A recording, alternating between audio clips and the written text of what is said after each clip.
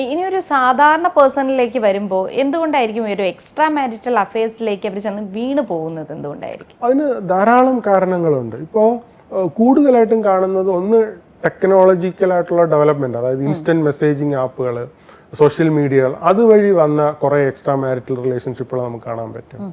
വേറൊരു മേജർ ഷെയറും കാണാൻ പറ്റുന്നത് വർക്ക് പ്ലേസിലുള്ള എക്സ്ട്രാ മാരിറ്റൽ റിലേഷൻഷിപ്പുകളാണ്.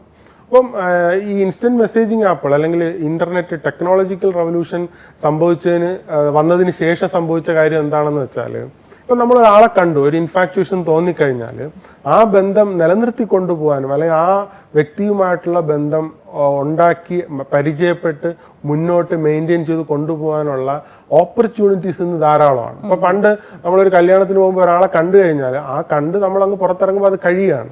പക്ഷെ ഇപ്പം അങ്ങനെയല്ല, വിത്തിൻ 2 hour മെസ്സേജ് അവിടെ ചെല്ലുകയാണ് ആക്ച്വലി. അപ്പോൾ അങ്ങനെ വരുമ്പോൾ സ്വാഭാവികമായിട്ടും ഇത്തരത്തിലുള്ള ഒരു ടെക്നോളജിക്കൽ ഇമ്പാക്റ്റ് കാരണം എക്സ്ട്രാ മാരിറ്റൽ റിലേഷൻഷിപ്പ് ഉണ്ടാകാനുള്ള സാധ്യത കൂടുതലാണ്.